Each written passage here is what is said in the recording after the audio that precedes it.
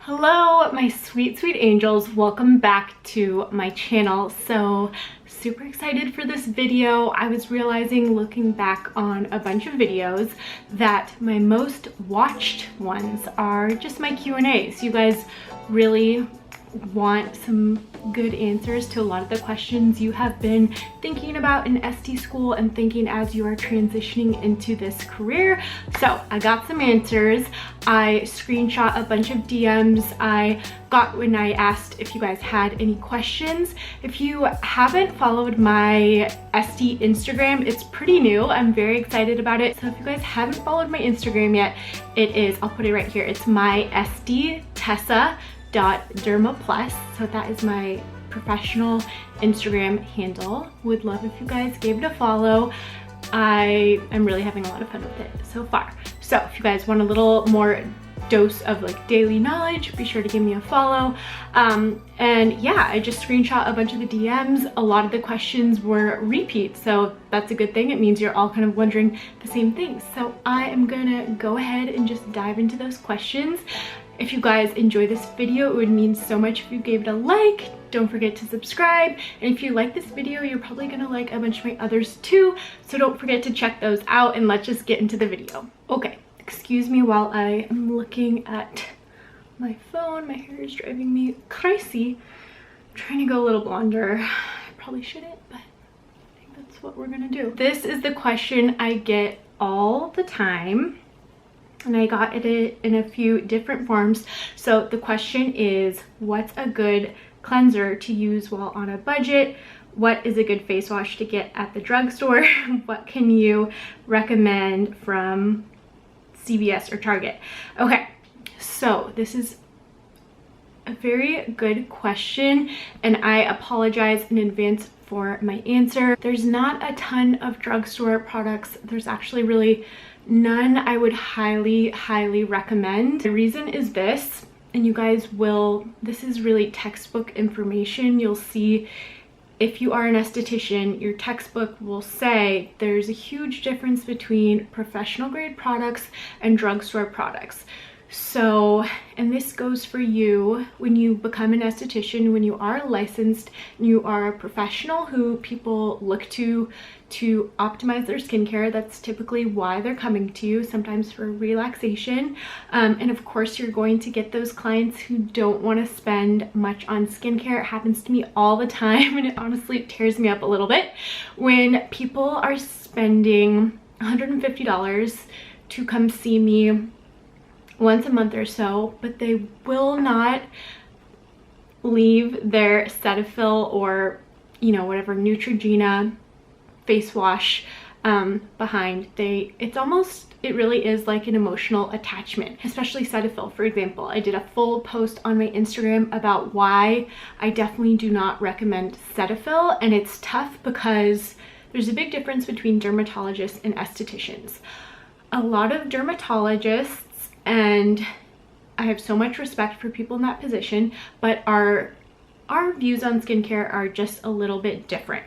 Dermatologists a lot of times will hand out prescriptions for quite serious medications such as Accutane, or suggest using something like Cetaphil along with even something like Vaseline, because you are essentially stripping the skin with the face wash and then needing extra moisture, something very waxy and emollient. So they recommend something like Vaseline if you are, for example, going on Accutane. As an esthetician, I would always want to use Accutane as an extreme example, but I would always want to use Accutane as a very last resort, because it can have a lot of serious effects on the body. So my first priority is to get somebody on a good skincare regime, and this is not to sell product. Retailing is very important, but this is not to sell product. I would rather actually have somebody invest $100 or so in a cleanser, toner, and moisturizer than come see me that one time a month. My reason being that what you put on your face day in and day out for 30 days and so on is going to have a much bigger and long-term effect on the skin than something like a facial treatment once a month, which is great and you should do for maintenance. But what you're putting on your skin day in and day out, again, is so important. The question, what cleanser can I recommend from the drugstore? And this will be your answer if you do become an esthetician, is that, you know, there's a difference in the quality of the ingredients. There's a difference in the types of ingredients in drugstore product. Typically, almost always drugstore products are entirely a list of synthetics. Sometimes they have drying alcohols. One thing you definitely want to avoid with drugstore face wash is sodium lauryl sulfates, or SLS. That is one of the most drying, irritating ingredients in skincare. So by all means, avoid a product with SLS. You know, if I had to choose a drugstore line, one that I think is good in terms of being non-toxic is the brand Acure. They sell it at Target, as well as Credo, where I used to work. If you were to be in a pinch, is that, again, it's non-toxic ingredients, and the ingredients are pretty antioxidant rich. There's a lot of things like pomegranate, blueberry, different plant extracts that are going to have a much more nourishing and balancing effect on the skin, as opposed to a list of alcohols and different drying ingredients. If you are someone who's over the age of maybe 16, I would really suggest you look for a cleanser that is going to have a little bit more active ingredients to really start preventing the signs of aging. So I hope I answered that question okay. I know I rambled a bit. You are going to really see better effects on the skin, and your clients are probably looking for results. So tell them, you know, these professional products might be a little bit more of an investment, but you're getting much more concentrated quality ingredients, hopefully plant-based, and this is going to last you a lot longer. And it's really true with professional products. It's very concentrated, so you need less product and more water, so it'll really last you a long time. So what I would suggest is doing things like giving up coffee for a month, buying your coffees at Starbucks, starting something like a Poshmark, which I have as kind of like a little side hustle. I also never want my fashion sense to get stale. I'm always giving things to friends, posting it on Poshmark, things like that. You could sell a pair of old shoes, and there's your cleanser for the next 4 or so months right there. So I think just thinking of ways you can invest in the products and taking out things you maybe don't need. Also, you don't need to wear as much makeup if you're investing in your skincare. So instead of buying a bunch of drugstore concealers and foundations and eyeshadow palettes, maybe you just have a really solid skincare routine and need to wear less makeup. Okay, next question. This is also a really good one. The question is, are you able to do laser treatments or microneedling in the state of California, or do you need a separate certification? So the way it goes in California, we have some of the more strict laws in California.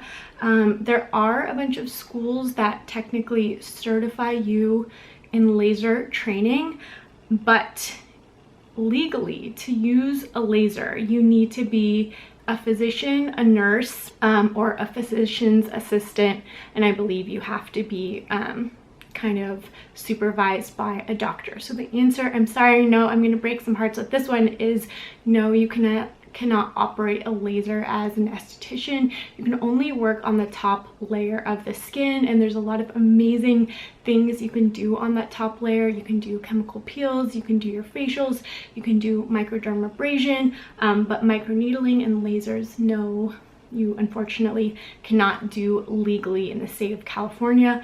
Some people do it, but it is considered malpractice. Out of all your favorite products, what do you think are the best core products girls need for morning and night routine? I don't have oily skin. Also kind of on a budget, haha. Okay, so again, I'm gonna suggest you put aside your coins. try to look for ways you can kind of save during the week on the day-to-day basis. I always pack my lunch, sharing an Uber, again, selling things on Poshmark, having a little side hustle, walking a neighbor's dog, lots of little things you can do. I know you guys are in school and I really don't mean to push you to spend money you don't have. Of course, your finances are really important. Don't want anybody to go in debt over a cleanser, but maybe just kind of think about how you can reevaluate your finances, spend less money on makeup and a lot of frivolous things, and really focus on your core products, which I'm going to recommend right now. Everybody should have a great gentle cleanser.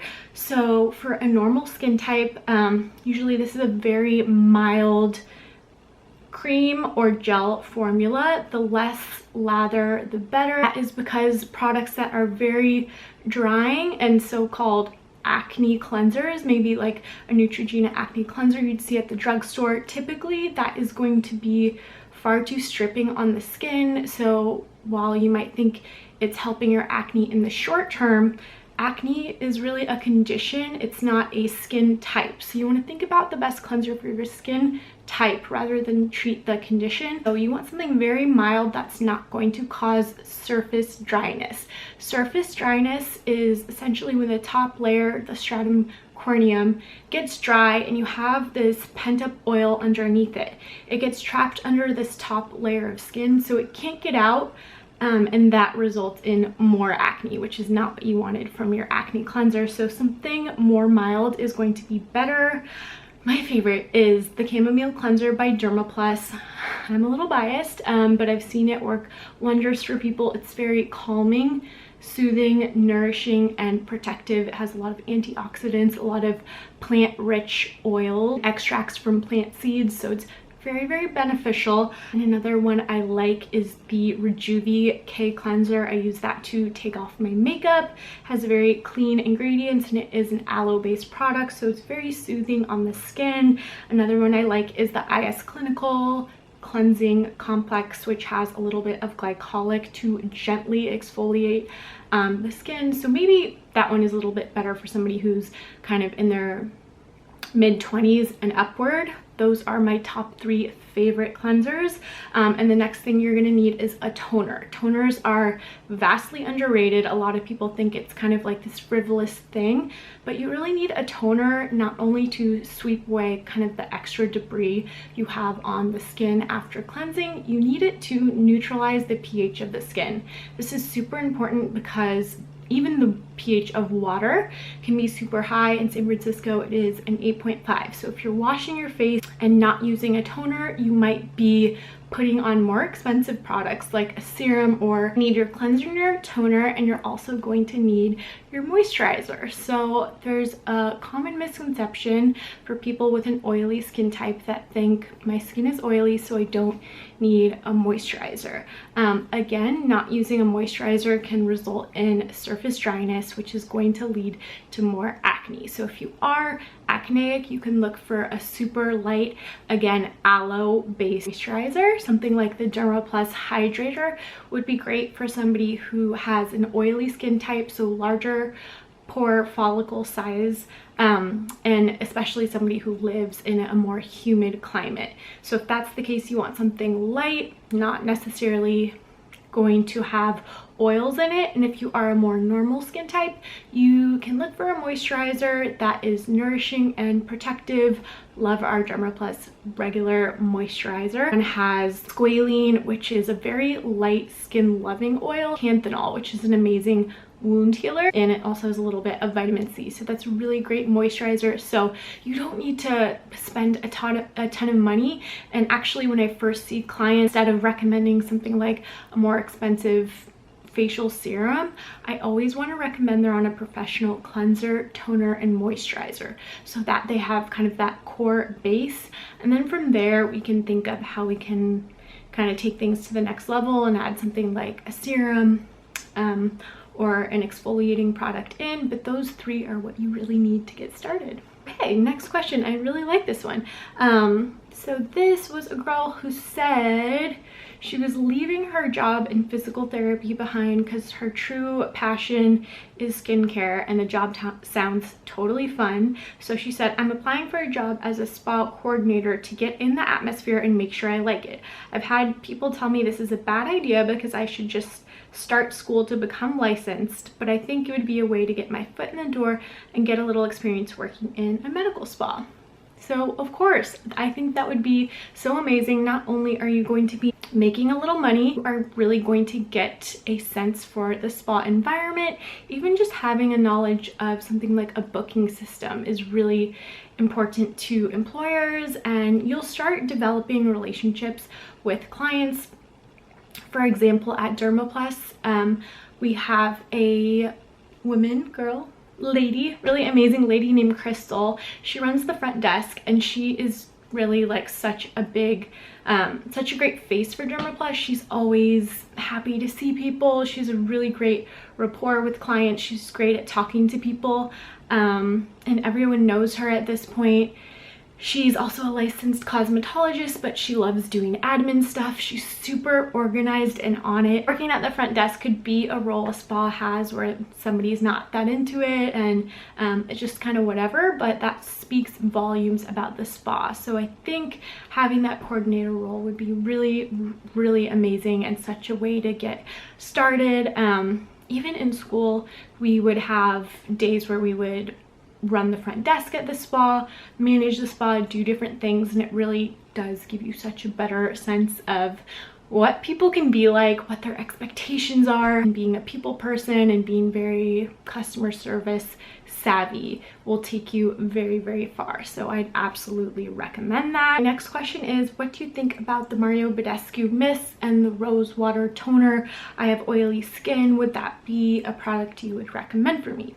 So mists, I think, have become something that it's so fun to use. It's kind of become this thing in our culture that's overused and not quite used properly. So when you mist your face and get it wet, you are allowing the skin to engage in something called transepidermal water loss, or TEWL, T-E-W-L. You'll probably learn about this in school if you are an SD. So when you wet your face, you're basically allowing that barrier to become more susceptible to the outside environment, and the skin is slowly dehydrating if you are wetting your face and not immediately applying something moisturizing. For example, that is why after you wash your face, you want to kind of get into your skincare routine pretty quick. You want to do your toner, you want to apply your serums, and you want to apply a moisturizer to seal things in.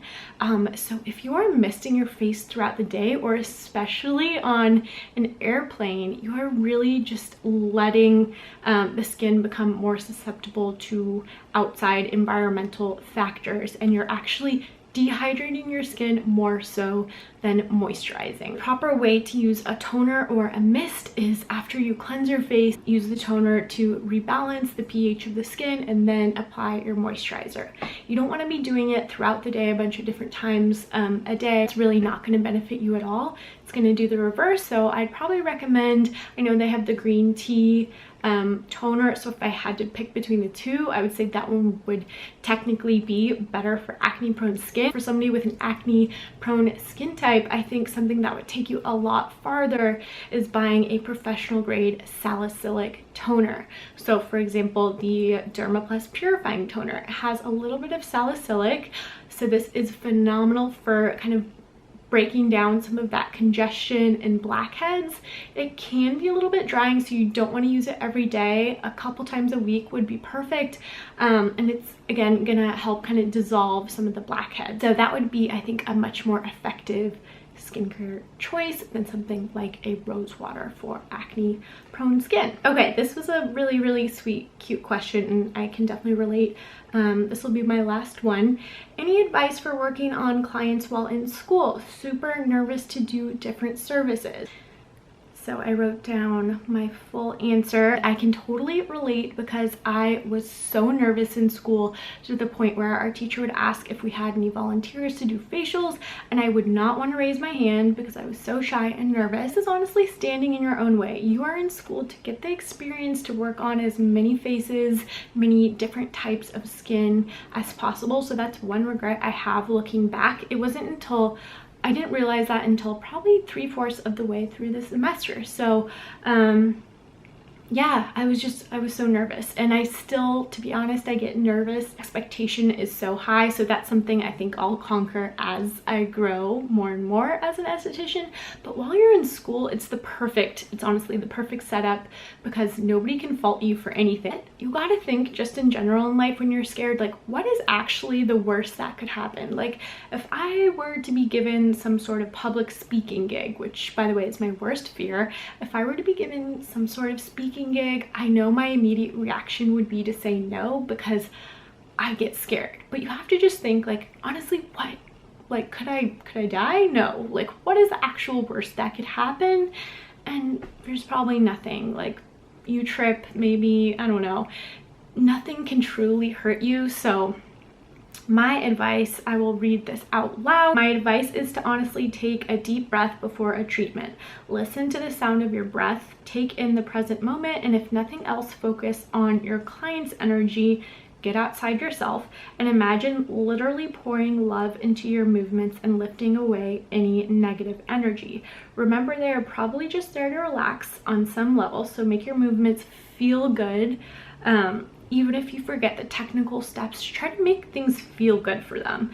And remember that they know you are in school, and so of course there's room for error. You're in a safe space where there's no assumption for you to be perfect. My friend Lauren, who had gone through SD school before me, I used to text her like before facial sometimes, and I'd be like, I'm so nervous, Lauren, like, what's your advice? What can I do? And she would just tell me, like, they're so vulnerable to your touch. Just literally imagine yourself like pouring love out of your hands into their body, and just know that you are going to have a positive impact on how they look at themselves, how they get up from the treatment table and walk out into the world. So that's a beautiful, amazing thing. They're not thinking like, is she gonna be perfect at all? So you're in such a safe space. I would just kind of push yourself to volunteer for as many facials as you can. You can do it. You don't have to be perfect. You just have to really be present. I think that is the difference people can feel from one facial to another. Like, was my esthetician present? So a lot of times I will almost veer into SD autopilot. So that's something I'm trying to be really cognizant of while I'm in a facial. I try to literally every moment give my exact best. And when I start to get tired or kind of veer off, I just remind myself to literally pour love out of my hands and make every movement really count. Like, they're thinking in their head, like, she's really like into this, or you can feel when somebody's not. Does she want to be touching me right now? Like, does she want to be here? Does she have other plans? Like, you know, that kind of thing. So just make them feel good, bottom line. Okay, you guys, so that is it for this little Q&A. I absolutely love filming these, so if you ever have more questions, feel free to shoot me a DM. I always save them, and I would love to answer more questions we haven't touched on yet. Leave a comment on this video as well if you liked any of these tips, or you have an idea for a video, or you have another question. Would love to know. So thank you so much for watching. Love you guys, and I'll see you in the next one. Bye!